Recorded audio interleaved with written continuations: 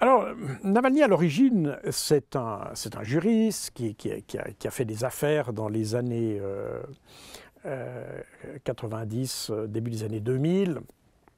Avec son frère, il a fait quelques de ces opérations qui étaient courantes à l'époque en Russie, c'est-à-dire qu'il y avait un tissu industriel qui existait de l'époque communiste, qui était partiellement viable. Donc on prenait des entreprises, on coupait un petit peu les domaines qui étaient viables et ceux qui n'étaient pas viables, on liquidait les parties non viables et on revendait avec un profit les parties viables. Voilà, je schématise un petit peu, mais c'est en gros c'est une pratique courante et c'est comme ça que beaucoup d'oligarques de la période Yeltsin ont fait leur fortune en réalité. Finalement, en traitant cette industrie, cette base industrielle russe de manière très brutale. Donc Navalny a fait ce genre d'opération? Alors il a fait ce genre d'opération et ça l'a conduit, il y a eu, bon, de nouveau, on est dans des affaires qui sont juridiquement extrêmement complexes et dans lesquelles je ne vais pas entrer dans tous les détails parce que là, on s'y perdrait. Mais il y a une affaire qui est importante, c'est l'affaire de Yves Rocher, qui est en fait un problème que Navalny a fait avec son frère. C'est-à-dire son frère faisait partie de l'administration des postes, donc l'administration officielle des postes. Et puis, lorsqu'Yves Rocher s'est implanté en Russie et qu'il a eu besoin d'une infrastructure logistique, le frère de Navalny a proposé à Yves Rocher les services d'une entreprise dans laquelle la famille Navalny était impliquée. Voilà. Donc on était dans une affaire pratiquement de corruption, parce qu'il a utilisé sa position comme fonctionnaire des postes et de la logistique des postes russes pour conseiller une entreprise étrangère à travailler finalement non pas avec les postes russes qui étaient normalement son boulot, mais avec une entreprise liée à sa famille et dans laquelle était lié Alexei Navalny dont nous parlons. Donc Alexei Navalny n'était que complice dans cette affaire, toujours est-il que les deux frères ont été condamné. Le frère de Navalny était condamné à la prison ferme parce que c'était lui qui avait été corrompu, en quelque sorte, une affaire de corruption, de manière assez ironique. Et puis, Alexei Navalny a été condamné avec du sursis comme complicité. Et c'est cette affaire, elle est importante. Il y en a eu plusieurs autres, mais cette affaire est importante parce que c'est celle qui ressurgira au début 2021 lorsqu'il s'est agi d'incarcérer Navalny. Bref, je reviens au début de sa carrière. Et il a fait quelques petites entreprises qui étaient d'ailleurs toujours pas très heureuses. Et il s'est parallèlement lancé dans la politique. Alors dans la politique, il l'a fait par le biais de groupuscules ultranationalistes, parce que lui-même est un ultranationaliste. Donc je cite dans mon ouvrage des publications ou des médias proches des démocrates américains, donc on n'est pas Trump, mais démocrates, qui définissent Navalny en disant si Navalny était américain, il serait comparé à Donald Trump. Voilà. Donc un peu extrême droite. Voilà. Extrême droite, oui, ultranationaliste, il faut dire ça comme ça, parce que c'est plutôt un nationaliste. L'extrême droite ont toujours un peu de difficulté à définir ce qu'est l'extrême droite, mais disons, ultranationaliste définit probablement mieux Navalny, parce qu'il n'est pas certain qu'il est toujours c'est pour ça que j'aime pas les termes d'extrême droite, parce que est-ce que c'est lié à du néolibéralisme, des choses comme ça? C'est pas exactement ça. Lui, c'est vraiment plutôt un ultranationaliste et il a formé plusieurs groupes politiques ou s'est associé à plusieurs groupes politiques qui étaient ultranationalistes. Il a essayé d'avoir une certaine crédibilité politique en participant à un parti Le centre-droite qui a été créé au lendemain de la chute du communisme s'appelle le parti Jabloko. La Pomme, c'est un parti qui a eu ses lettres de noblesse sous l'ère Yeltsin, qui a diminué un peu, mais qui est un parti de centre-droite qui pourrait être comparé en Suisse au PLR, par exemple. Et ce parti, qui était bien implanté au Parlement, même russe, etc., a fini par expulser Navalny parce qu'il avait des activités jugées racistes, jugées ultranationalistes et incompatibles avec l'éthique de ce parti Jabloko. Donc, voilà à peu près Navalny. C'est resté un ultranationaliste. D'ailleurs, c'est assez amusant de constater que, alors que il y a certains députés américains qui se sont fait les avocats très vocaux de Navalny, mais par exemple, Navalny a dit que si il arrivait au pouvoir, il garderait la Crimée, par exemple. Voyez, donc ça va exactement à l'inverse du discours de ces défenseurs européens qui parlent d'un Navalny très libéral, tout à fait anti-Poutine, etc., mais qui en réalité a des valeurs. Poutine est un nationaliste, pas ultranationaliste, mais c'est nationaliste, et il est assez logique qu'il y a certains éléments qu'on retrouve avec les ultranationalistes, notamment la souveraineté sur la Crimée est un exemple de ces points de convergence quelque part.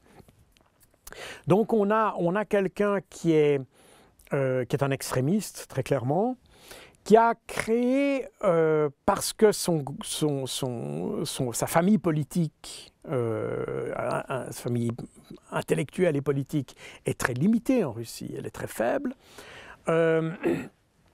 il a dû trouver une manière de s'associer avec d'autres groupes.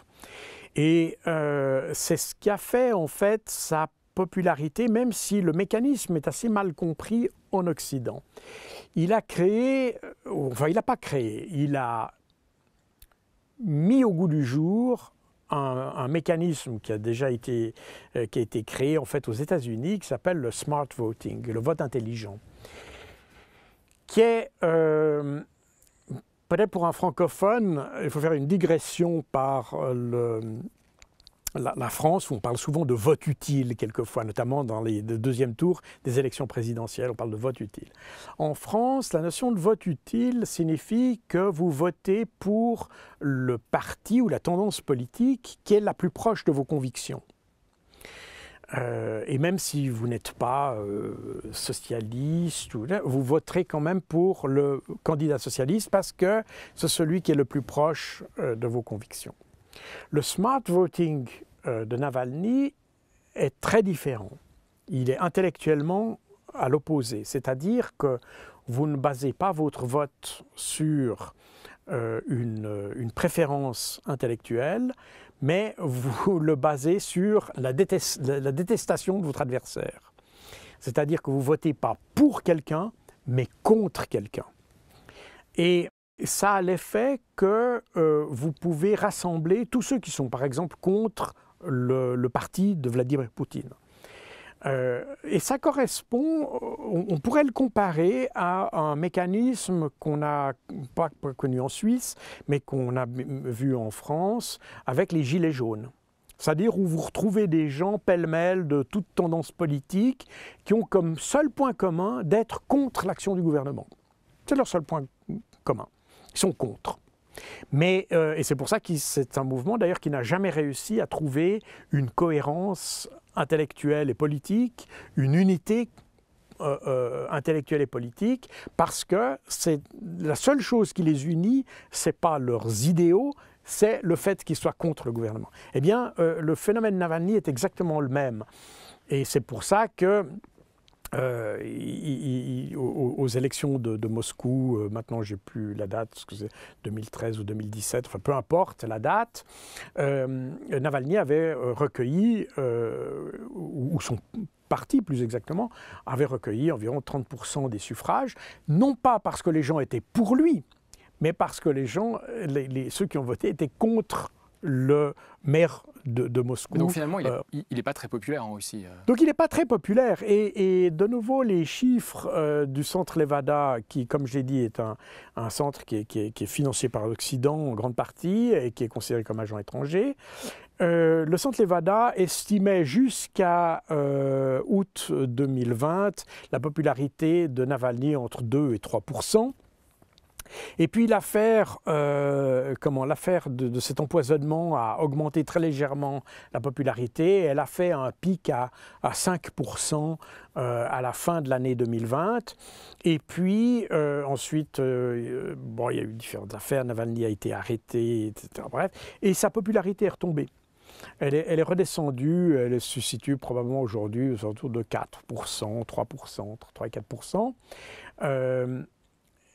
Donc de chiffres officiels. Donc c'est quelqu'un qui est très peu connu, d'abord, malgré qu'il soit très présent sur les réseaux sociaux. Il est connu dans la tranche d'âge 15-25 ans.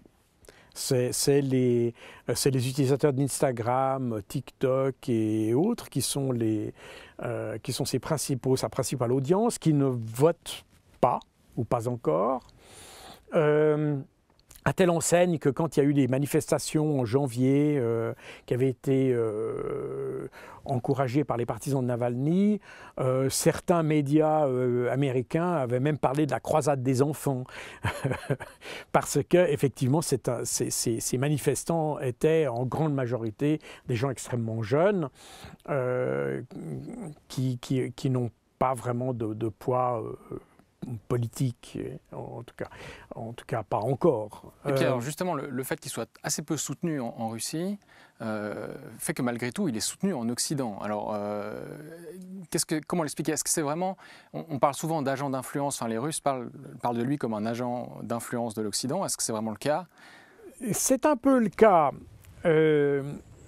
Comment dire? L'explication du phénomène, je l'ai eue à la lecture d'un document stratégique qui a été, et que je cite dans mon livre d'ailleurs, qui a été écrit aux États-Unis par un think tank, la Rand Corporation, qui est une organisation qui a été créée au lendemain de la Deuxième Guerre mondiale par l'US Air Force pour guider la stratégie internationale, à l'époque essentiellement la stratégie nucléaire, mais pas seulement la stratégie américaine en matière de politique étrangère. Et en 2019, la Rand Corporation a publié un document qui est intitulé « Comment mettre la Russie sous tension ». Voilà. Schématiquement, ce n'est pas la traduction littérale, mais c'est ce que veut dire, parce que le overextending Russia, c'est mettre vraiment la Russie sous tension. Et Navalny entre dans ce domaine-là. Donc le propos, et là aussi il y a quelque chose qui est assez, qu'on peut rattacher d'ailleurs à la notion de smart voting que j'ai évoquée tout à l'heure, et qui montre un petit peu le côté un peu pervers des Occidentaux dans cette affaire. La perception, je dis nôtre, mais la perception occidentale ou américano-occidentale de l'affaire Navalny, c'est pas d'améliorer la situation en Russie, c'est d'affaiblir la Russie. Et dans ce document de la Rand Corporation que j'ai évoqué, on parle de toutes les manières possibles de créer des tensions en Russie sur tous les fronts, que ce soit sociétal, que ce soit médiatique, que ce soit économique, que ce soit politique, vraiment dans tous les domaines, comment créer des situations où le gouvernement russe est toujours sur la défensive, avec des sanctions, avec toutes sortes de choses, pour qu'il soit toujours sur la défensive, toujours mis sous tension. Et là-dedans, dans ce document, c'est assez frappant de voir qu'à aucun moment, on parle d'améliorer les droits de l'homme, d'améliorer l'état de droit, ces choses-là. Ce n'est pas du tout le but. Le but, c'est d'affaiblir la Russie. Et c'est un peu l'explication de l'intérêt pour Navalny en Occident. En réalité, tout le monde s'en fiche un petit peu de savoir qui est Navalny. Tout le monde s'en fiche de savoir si son discours est cohérent ou pas. D'ailleurs, comme je l'ai expliqué tout à l'heure, il est même totalement incohérent en ce qui concerne la Crimée, par exemple, ou les droits de l'homme.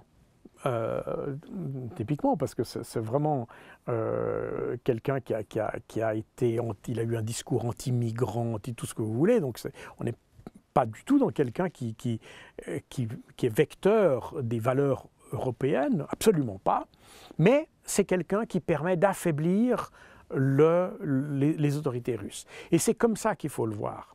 Et c'est ça qui me dérange aussi dans cette affaire, parce qu'on n'a aucun objectif d'amélioration dans cette histoire. On a simplement l'idée d'affaiblir un pays.